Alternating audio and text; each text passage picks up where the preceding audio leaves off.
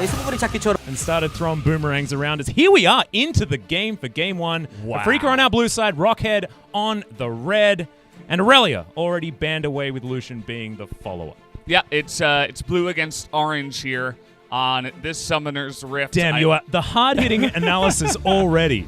I guess this is the theme colors for this time. It actually looks like a slight bit of purple there. Our colorblind friend Caster Wolf would probably say that's purple. But definitely blue. Interesting colors either way. Guys, if you are just joining us for the first time watching League of Legends, probably the last time was Worlds, or if you're hardcore, maybe you've been watching some Demacia Cup. But things have changed here on 9/24. We are in the preseason. Of course, Diana and Aphelios are going to be banned. Achilleos, though, not banned. He's coming back tomorrow, actually, to help us cast here. Yep, that will be the very first Valdez Kilios cast. How incredibly exciting. Wow. Everyone gets the Valdekilios. That doesn't sound like a very good name mashup there. Yeah, I'm working on it. We'll see. I haven't needed to figure this one out for quite some Hopefully time. I don't want to Valdekilios after that cast. Please don't Valdekilios. But, guys, we do have the bans out here. Of course, it's me and Atlas, so we're not exactly the hard-hitting analysis. Hey, don't sell yourself short, we have the okay? soft-hitting analysis. And we do know that Miss Fortune is really popular nowadays, and she got banned. She is completely busted at the moment. She's been doing a hell of a lot of work over in the Demacia Cup, takes press the attack and just kills people really fast. On the bottom side of the map. Ryze is going to be locked in, though, despite his nerfs. Ian still absolutely loves it and can switch that one around with Saw if he sees fit. And there's the Olaf. So talking about the jungle guys, Olaf is ridiculous at the moment. His ban rate's super high over in the Demacia Cup, and that should remain the same here in the LCK, or just in Korea, because this is, of course, KeSPA Cup, not the LCK. Need to catch myself on that one. We're pretty used to saying LCK these days. This is the KeSPA Cup, of course, and the way that Korea usually does it is they study other regions, and then they try to perfect some of the stuff that other people have been doing, and sometimes, from time to time, there are picks that you'll see from Korean solo queue come out and do pretty well, but I would expect it to be similar to Demacia Cup and just have them go for similar picks that everybody kind of knows are the stronger picks, such as Nautilus. A lot of people complaining about this guy on Reddit, but will be coming out here in Pro Play if he's available. That's going to be the pick there for the Rockhead players. Good old Rockhead players. Yeah. Most likely going in towards that bottom side of the map, and now that we've gone through the first three picks of both teams, no AD carries actually picked up. So we did see the Lucian and the Misfortune being banned away, but we need to talk about Senna. That champion is pretty strong, but did get some tuning here on 9.24. So maybe a little bit of a heads up on exactly how that one's shaken up here, of course, because he can take something from the Demacia Cup, but it being a patch behind means that a lot of things have changed. The Aatrox being locked in for Fly, though, of course, a favorite for Keen, but not a champion that's been super popular of late.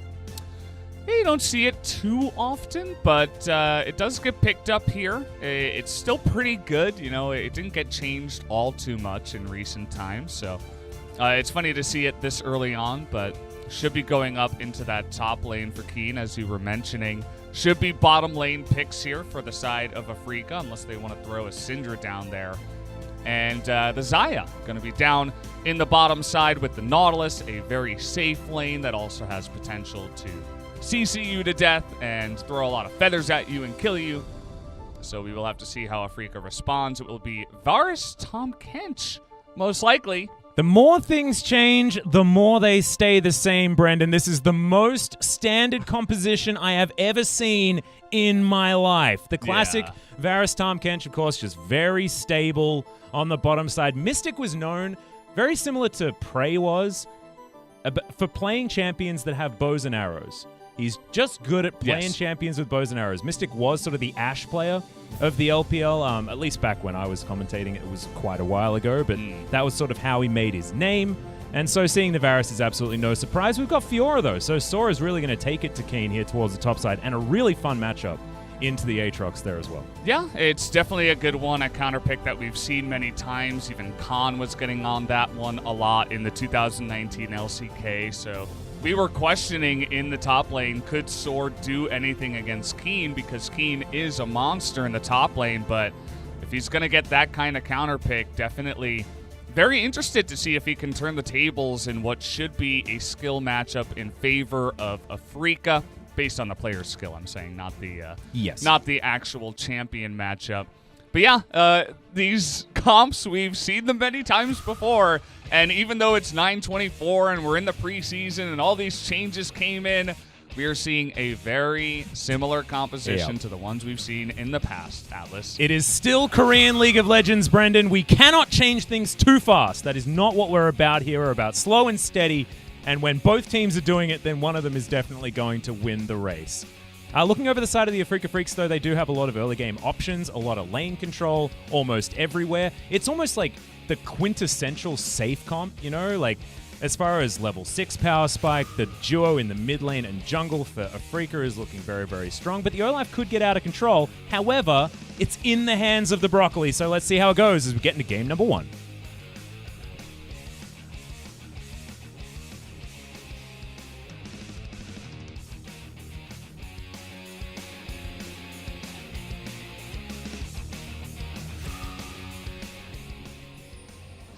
And here we are, ladies and gentlemen, onto the rift for Afreeca versus Rockhead.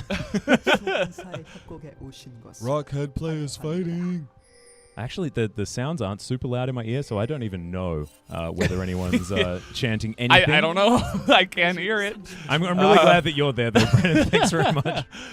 I just wasn't sure if we were actually going to have fan chants, so I figured we should keep it true to the Korean style and give them some fan chants anyway. And yeah, I'm very excited to cast new League of Legends here in the preseason. Yeah. We have a lot of new fun stuff with the Drakes and the Dragon Souls and all that cool stuff. New Rift Herald mechanics. New items. New items. Yeah, it's all very interesting. So I'm really excited. You know, today is kind of like a sit back and watch and learn a little bit what the Korean teams are doing compared to the Chinese teams over in Demacia Cup. As, that ward is going to survive. So, yeah, it's definitely a bit of learning and sitting back and having fun watching the games. Yep, you can see Doran Shield start. Of course, Doran Shield real strong since preseason hit, and especially if you're a melee champion, not so great if you're going to be taking it on the bottom side of the map or anything like that. However, Pilot has elected to do so nonetheless, demonstrating just how strong it is regardless of whether you're ranged or melee. You can see earlier level 2 most likely going to be available for the Afreeca Freecs bottom side because they didn't give Spirit a leash. He just started on his own on his blue buff and should be fairly comfortable there. A lot of changes to the jungle. Of course, no catch-up experience anymore is pretty scary for a lot of our junglers that want to be, you know, focusing more on those ganks in the earlier stages of the game. So I wonder whether or not that is going to create more passive League of Legends or whether it means that the punishment and invades and things like that are going to come out more often. Only time will tell. However, Broccoli should have the upper hand in the earlier stage of the game, given his faster farm time and his ability to get around the map very early and duel against Spirit's Lee Sin. Yeah, it does feel like looking at the jungle changes. Again, we need to see a lot of pro play to see exactly how it's all going to pan out, but it does feel like they are trying to push farming more and punish you for a failed gank or anything like that. So Olaf is perfect, right? A guy that can clear the jungle super fast and take advantage of all of those camps that are going to be respawning really quickly. Seems like a great pick, you know, for getting online really quickly, hitting that power spike of one item and getting in your face afterwards. I do like the pick. The Lee Sin is kind of interesting. He's very common nowadays. We're seeing him a lot over at the Demacia Cup. He's not necessarily known to be a jungle farmer in his own right, more of like a level 6 ganking prodigy that can also counter jungle pretty well. Speaking of which, Spirit gonna find Broccoli in the jungle. We're not going to find the Sonic Wave, though, so we'll just go back to the Rift Scuttler and start that one up again. Also, using the best Lee Sin skin, am I right? Oh, back in the days, that was the one. And then the Thai boxing skin came out, and then everyone just used that because they thought the animations were cleaner, and everyone stopped just using like Gym Shorts Lee Sin. And I love Gym Shorts Lee Sin. So it's definitely a bit of a throwback for Spirit, and yeah, Spirit's still going strong here in Korean League of Legends. It's good to see him getting that starting spot max here. range. Jelly is going to find the Devour, though, but is he going to be okay? The Exhaust down onto Pilot, so Summoner Spell advantage here for the Afreeca Freecs as Mystic is firing back. There's the flash forward, but Motive not in range for the auto attack, and that is going to be that. Flashes are going to be traded, though, and 3 Summoner Spells for 3 there on the bottom side. Yeah, kind of an interesting fight there. It looked like Mystic just got a little bit close. Yeah, Spirit going to find Broccoli here in the jungle, going one-on-one. Yeah, Spirit just going to get out of there, not wanting to fight Broccoli. Auto attack damage certainly higher for the Olaf, who's going to have that passive to help him out. But all's well that ends well, I guess, for both sides. No one really giving too many inches as Broccoli's still sticking around. And Spirit's going to make his way in. That ward is going to spot them out as Mystic looking for Pilot. There's the combos. Broccoli taking his time, though. Motive is just dead. Broccoli, hello? No, he's growing. He was on the phone. I don't know. I don't think he'll be staying here for Jelly. Yeah, he didn't expect the Lee Sin to jump on the Nautilus that fast, I guess, but it just looked like they responded really slowly to seeing Lee Sin on the ward, and that was really it. There's not much to say. The Nautilus had no cover with creeps, so the Lee Sin was easily just able to hop to the Tahm Kench, land that Q onto the giant guy that is Nautilus. And we'll take another look here. Now just watch the Olaf. He's at the ready. He's at the ready. He's at the ready. Fast, you know? I mean, I think the second he sees Lee Sin, though, he needs to pop out. But maybe it was a little bit of communication issues and not sure if we're going to go or if they're just going to back off. And then all of a sudden, Spirit comes in and 1-2 punch, and that's all he needs. Yep, just shows that decisiveness is going to win you the battle. Keen towards the top side of the map is falling behind a little bit in farm, but does have that wave stacked up heading towards him. Looks like this Fiora counterpick has worked out, though, so far for Rockhead. And Sword demonstrating that he's still that fun fun player that we like to watch. In fact, he's a Rockhead player to watch. Yeah, he is. And he is a fun player indeed. Yeah, on Korean solo queue, they call fun players, the players that just go in and they don't try at all. Yeah. And for fun players? Yeah, for fun players, basically. The guys that go in and they're not really trolling, but they're kind of trolling because it's ranked. And they're just not seriousing hard enough. Is that what you're saying? They're like first picking Teemo in the top lane. But then they do like kind of okay, you know what I mean? They're not that bad at the game, but they're just not trying hard. That's a for fun player. Got it. Soar. I've got other things on my mind. You've got fun players on your mind. No, that's not true. Yeah, definitely not true. Yeah, but Soar, definitely a fun player to watch. But it's going to be really the emphasis on Keen keeping up in the CS and seeing if he can in that kind of matchup.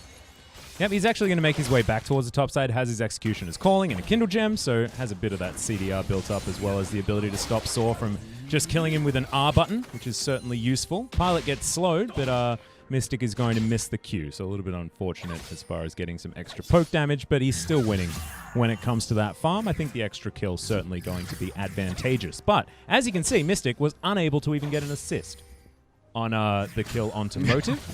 So going to be lacking in a bit of that damage is now Keen. A little bit of biffo with Saw, but otherwise not too much of a worry. And I just realized how difficult it is to say Saw instead of Sword. I know. When we've been commentating Sword for so long.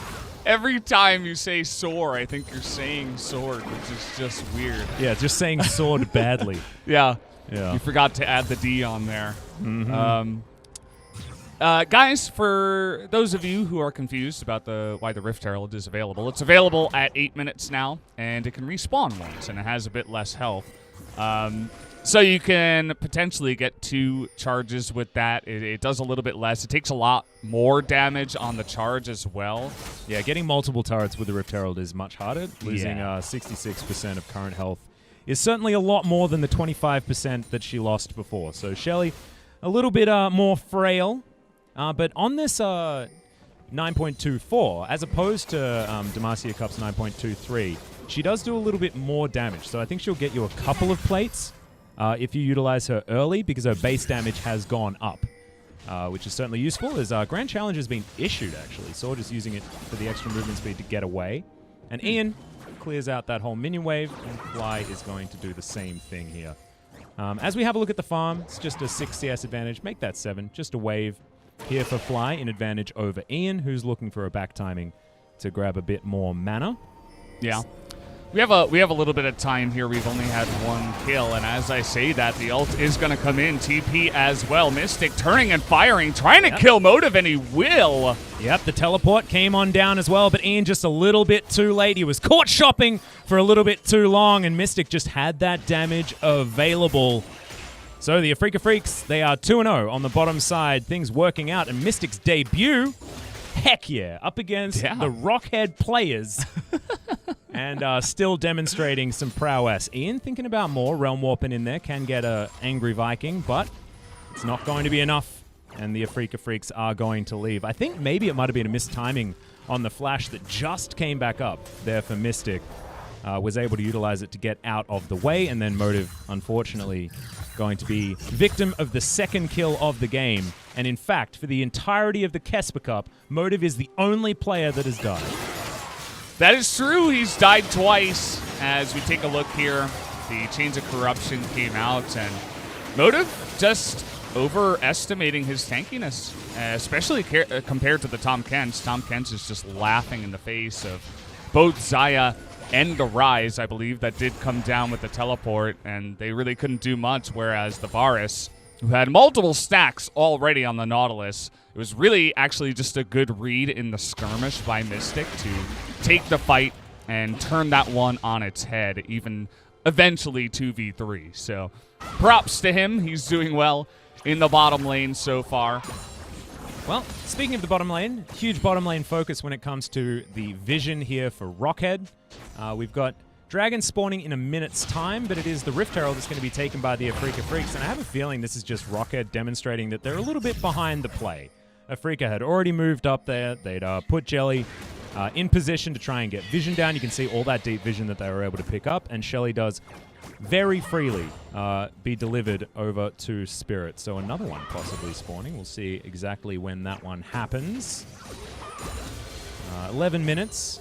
Not entirely sure as Spirit. We'll see whether he unleashes Shelly early, because of course it is now based on the level that you pick Shelly up.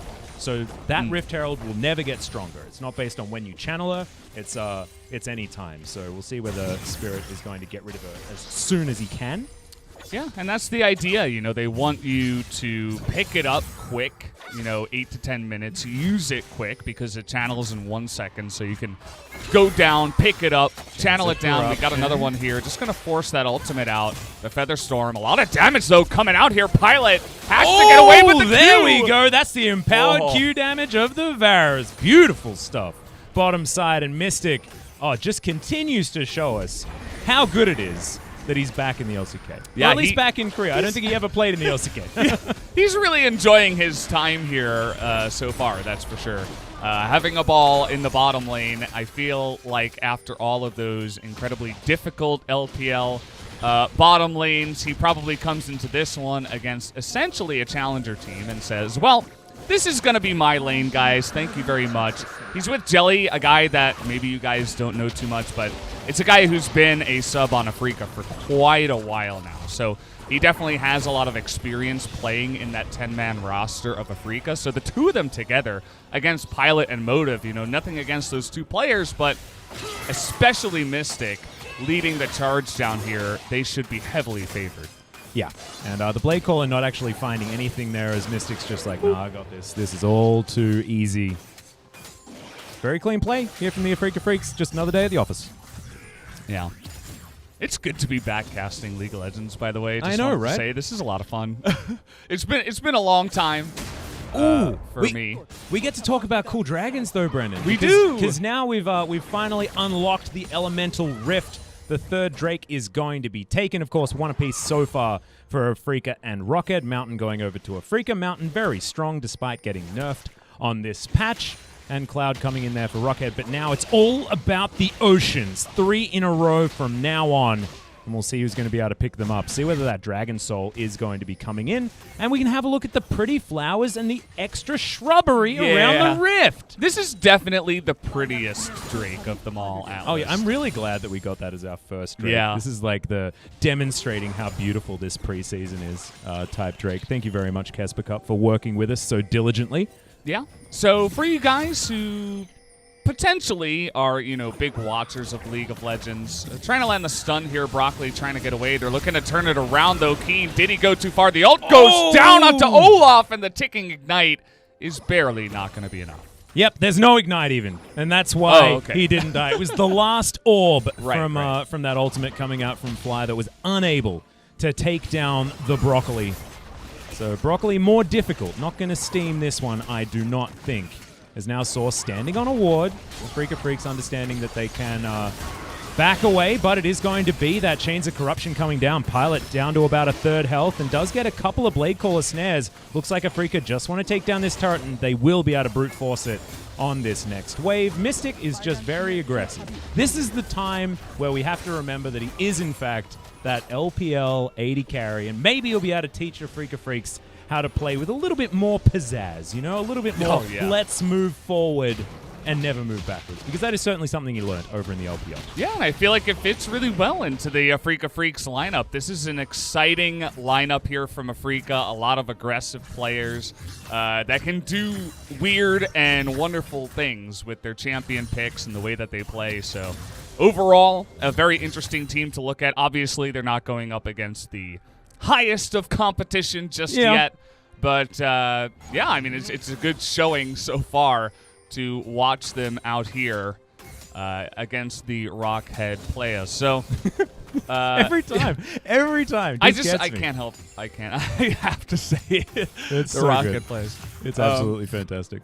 Yeah, but Ocean Drake, the elemental rift of the ocean, is going to make these brushes healthier and longer, and they have some flowers.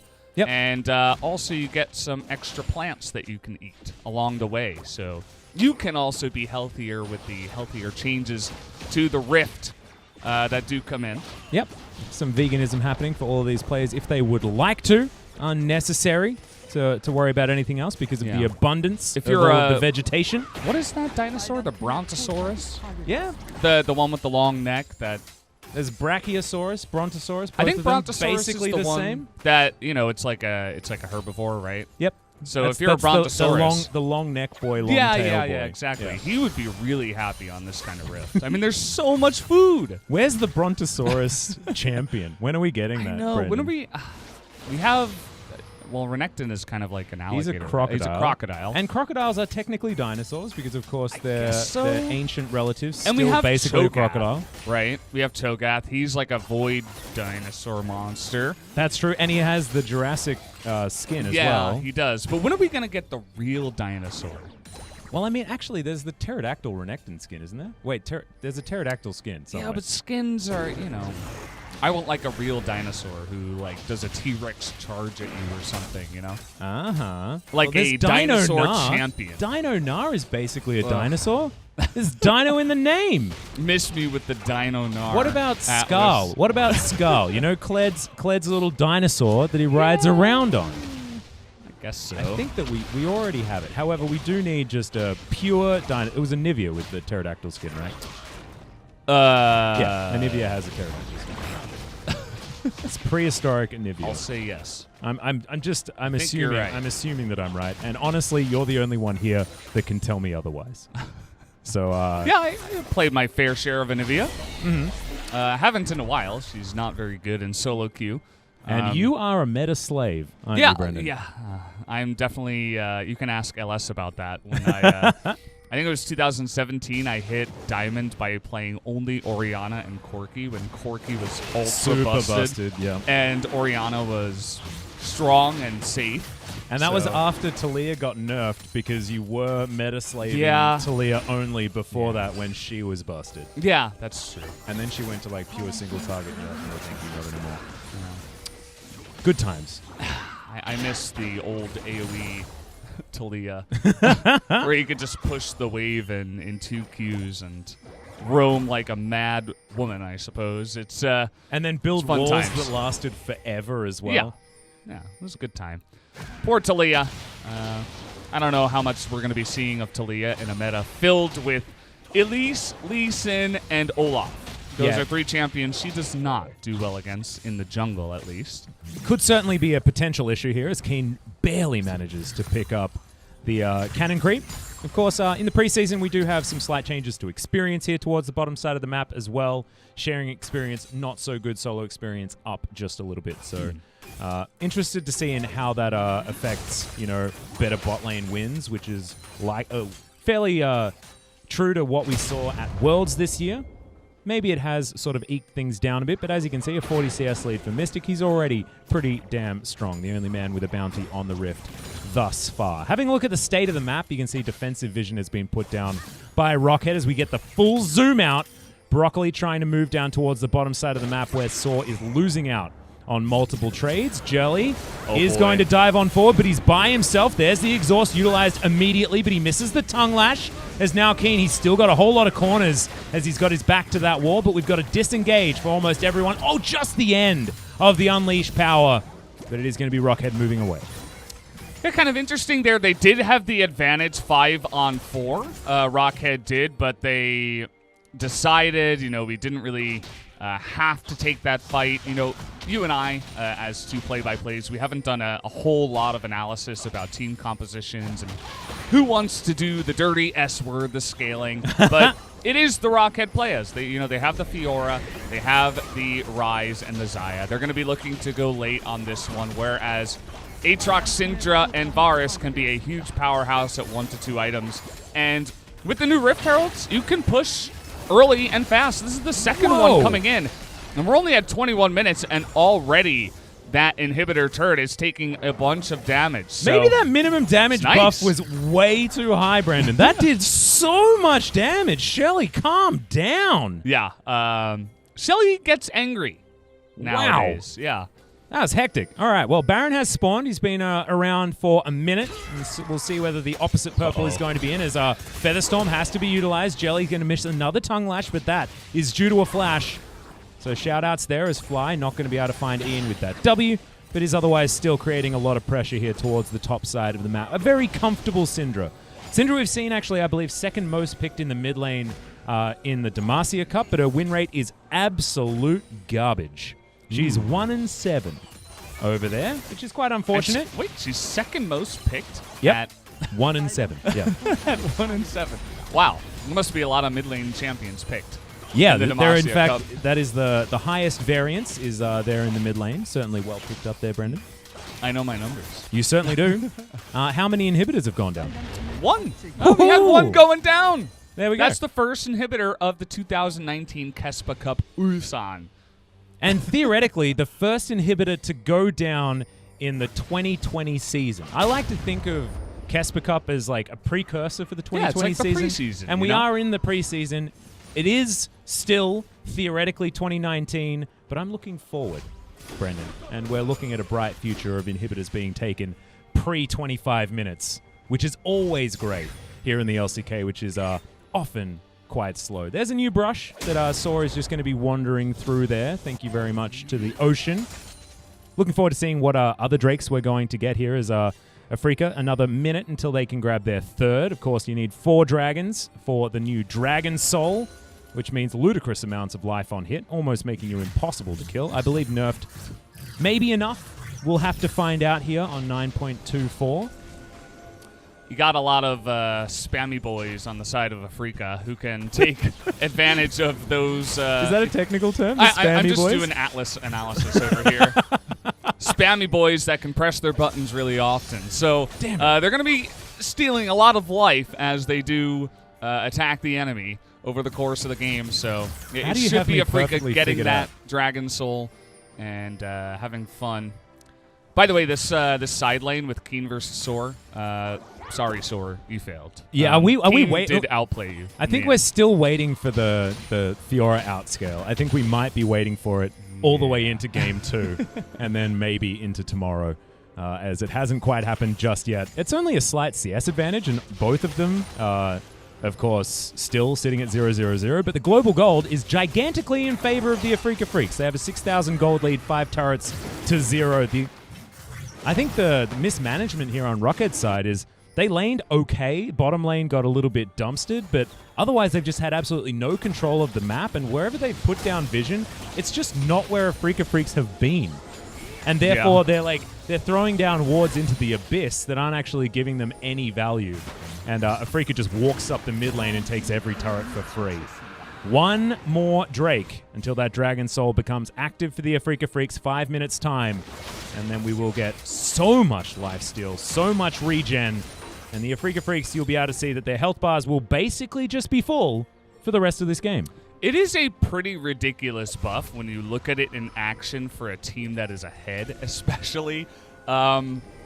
It's fun to watch, but at the same time, you know, as you mentioned, taking a little nerf recently.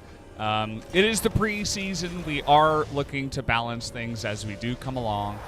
As, well, this is not very balanced thinking by the side of the Rockhead players, trying to catch them out 3v1. That is not happening. Although Ian is, or not Ian, Fly is going topside. Ian plays so much Syndra that I'm like, Syndra must be Ian. Do you know what I say? What I say is, what do you say? You can never lose a 3v0. That's true. They have won this 3v0 and they've been winning it for the last 3 minutes. Doing well. But it could be the long con, as Jelly, I believe, is going to spot them out, sees them in the brush there, is just going to lick Motive, and he's going to take an anchor to safety, running away as 3 people from an angry catfish that's about to cook them dinner. Yeah, Sir Thomas Kench having a bit of fun in this game so far. Had a great lane down in the bottom side with Mystic, kind of riding on the bus. Jelly doing a good job down there. Hasn't been a very active game so far. It's been a lot of, okay, we're really far ahead, and Rockhead doesn't want to fight because they're trying to scale, and Afreeca is trying to slowly push them in. And that's basically been it. We were talking about timings. You know, is this the timing? Can Soar now defeat Keen in a 1v1 is always an updating question that we need to ask ourselves. Well, Soar is running the heck away. Has to use the flash to get out of the sweet spot of that Q, and that is going to mean that Soar is without a summoner spell on the bottom side of the map, and Keen is going to be able to continue putting on that pressure. Inner turret falls top side, and now the siege is on. You can see Spirit. He took some damage there, guys, but just wait for that Ocean to kick in and give him all of that health back. Of course, the Afreeca Freecs roster does work relatively well as a pick comp, but that can be said for Rockhead players as well, as they finally get on top of Mystic and take all that money away. Stopwatch utilized by Jelly, but that is going to delay the inevitable, and Rockhead fight back. They find 2 kills. Yeah, gonna have to take a look at the replay there. I'm not sure exactly how the Varus got caught up that far. I know a bunch of teleports came in, and maybe the Devourer was down, but there was something that sparked Rockhead to just go all in there. They found Mystic in the front. There was no Devourer that I could see that was effective, at least. Let's take another look here at what does go down. Mystic out in the front. He's got Jelly right next to him, though. Misses the Chains of Corruption. And then they just say, okay, we're going to hook you. The Devourer comes in, but the teleport from behind is enough. And Mystic just playing a little bit too freely from ahead. Does get caught out there by a couple of nice CCs from the side of the Rockheads. And also, it's even worse for the Afreeca Freecs because Keen blew his teleport as well to respond to the already lost situation. So now 1 versus 3, but Umbral Dash is going to get him out of the way of the dredge line. And this Aatrox is going to be absolutely fine. Aatrox, Aatrox, whichever one. Aatrox. We are going to have good old Low Standards back on the broadcast so he can update us on what his favorite pronunciation there for must 2020 be some new is going to be. Yeah. I'm looking forward to that one. Yeah, things are constantly evolving. Brennan Valdez. So 4,000 gold is going to be the lead. We haven't arrested any control yet on the side of Rockhead, and they've taken 1 turret, but that is it. The top lane outer is relatively low, but as you can see, maybe this could be a turn in the tides. You already mentioned it. This is a Rockhead squad with a lot of scaling potential. Ryze does a lot of damage late. Of course, was nerfed a little bit as far as Q damage, but the scaling is still going to be there, so the more mana and AP that he picks up, it isn't going to be affected by that particular nerf. So late game Ryze is still just as hellish as he was before. He will eventually be a big boy, and honestly, the getting caught out there from Mystic and friends in that last one is a little bit more damaging than it may appear on paper. There's about a 5,000 gold lead here, a little bit less than that, actually, as the Rockhead players are holding on to this game. They only lost one inhibitor, but they just farmed up the mid lane. They turtled really well. The question is, how much do they value the Ocean Soul, or are they just going to Rise TP into the pit and try to burst this down? Looks like Afreeca have read this pretty well, and well, they're going to see it now as in goes the surprise the to teleport. control wards. Yeah, and well, it was a nice idea. I like it, and they put two people on this Ocean Drake, really nicely read by Afreeca. Gonna shut down the Rise play whilst getting the Dragon Soul of the Ocean. Yep, Ocean Dragon Soul available, so even more regen, lifesteal, mana back, all that good stuff. So there's composition that was already pretty good at getting those picks, at sieging things out as well, given the fact that Fly can do a fair bit of damage in CC from far away. And the massive amount of consistent DPS that Mystic will rock out from a relatively high range as this Varus. You can see walking up to this inhibitor turret, and it looks like these Rockhead players are struggling to figure out what to do. The overshield not even got through there on Mystic's health bar, able to stay safe as we look to put that pressure on. So let's just see the power of this Ocean Dragon Soul in action, as this siege is going to be basically permanent on Afreeca's side. Yeah, it's the cool thing about the Dragon Souls. They found a way to allow teams that are ahead to end games that isn't Elder and Baron only. Yep. So it's kind of like this cool evolving scenario in the game, and it's a different buff every time, basically. So I really like it. You mentioned evolution earlier. I wanted to make a cute pun with 2020 and Rise of the Elements and the evolution of the Summoner's Rift, and that really is what happens every game. And the evolution of the Afreeca Freecs play is also showing here, because the last time there was a ward behind. This time there is not, as Soar is going to dodge out from a lot of those abilities, but the inhibitor will be kept up. Yep, basically everything missing there, even a dredge line from Motive at the end not finding the mark, but Chains of Corruption being on cooldown is actually a big deal, and Afreeca are going to be forced to back away. So Dragon Soul available for them. We've got Elder Drake up in 4 minutes, but that Baron still hasn't been taken, and Afreeca are desperately looking for that reset. Soar on the bottom side, close to getting that teleport back up again, but Keen will have it at the same cadence. So no teleport advantages to speak of, and if Rockhead are going to be able to stay on this map, they could be able to force down this Baron relatively quickly, but they have to make decisive moves, and they just haven't done it, Valdez. There's been no decisive moves from this team unless they've been forced. So that topside fight was certainly a good news story for Rockhead, but we need more than that. We need them to actually make some good decisions, as Saw going to throw down his ultimate immediately, not even going to break any of the sides there. Gets a nice knock-up, as now Mystic and Jelly turn up. They utilize the ultimate at the Tahm Kench. There's the riposte. Not going to be able to get the stun, but he's going to be able to utilize the flash to get out of the way. It's kind of poorly played there by Soar. He was hesitating whether or not to go in. He decides to go back in on the Grand Challenge after seeing Tahm Kench Abyssal Voyage down to the south, and then the Grand Challenge ran out before he could even complete it. So had to flash away from that eventually.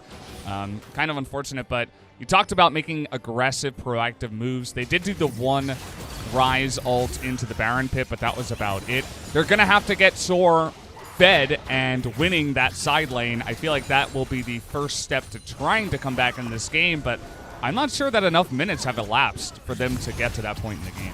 I love this, though, from Afreeca Freecs. They're just going to brute force up that mid lane, force those super creeps to be in there to try and get that ensued pressure, and Rockhead don't want it. They're going to start some damage here onto Keen. Another Grand Challenge does come down, but Motive taking too much damage. They're Ian off to the side, can't do anything, and they have to forfeit their inhibitor. Look at their dang health bars. It's like no damage was done at all. Keen's almost back to full.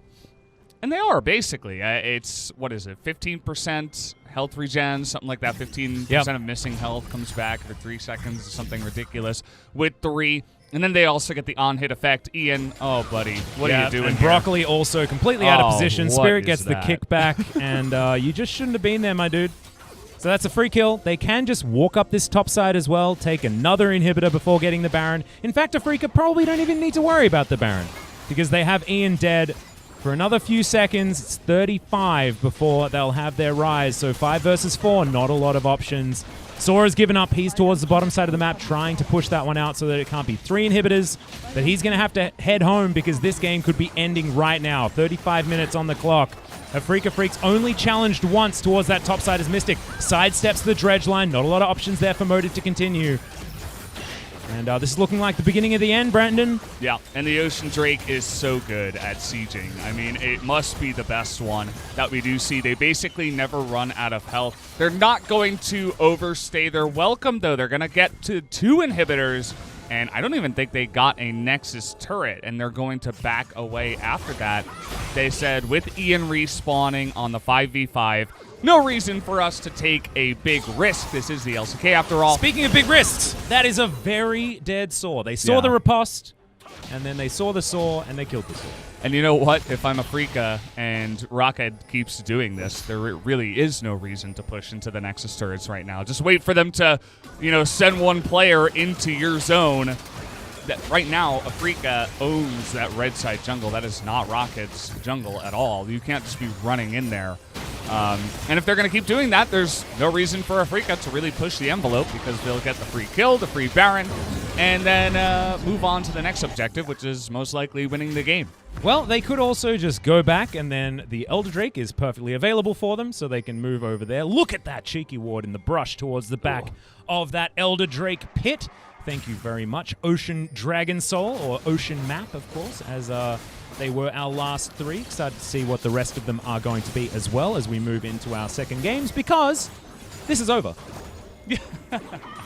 I'm gonna go out on a limb. This is my high-level analysis. Brendan, I know that you figured it out over the last 35 minutes, Atlas. Did you finally get there? I have deduced it. I have deduced the ability to be an analyst, and that is to make outrageous claims of whether a game is over or not, and I'm saying right now, outrageously, that this one is done. We learned from the best, LS. He's very good at that. And often correct when it comes to 8 minutes in, understanding that. The game's over. They got the Rift Herald? No, it's over. Well, Broccoli has decided to do something and has found out that that is a bad news story. The flash over from Keen actually thought that he was going to get there as good flash from Broccoli keeps him okay, but who is not okay is Saw, who once again is going to go into the death chamber for the second time running very, very quickly as Pilot, caught by the Infernal Chains, has to break the Motive. Not going to be so lucky. There's the flash forward. Spirit just murdering Pilot and gets the double onto Ian. Welcome back, Spirit. And that is going to be the end of the game. Every single buff for the Afreeca Freecs, and no more Nexus turrets or a Nexus for Rockhead. The Rockhead players going to have to come back on the Rift with a better plan for Game 2. Yeah, they got played here in this game.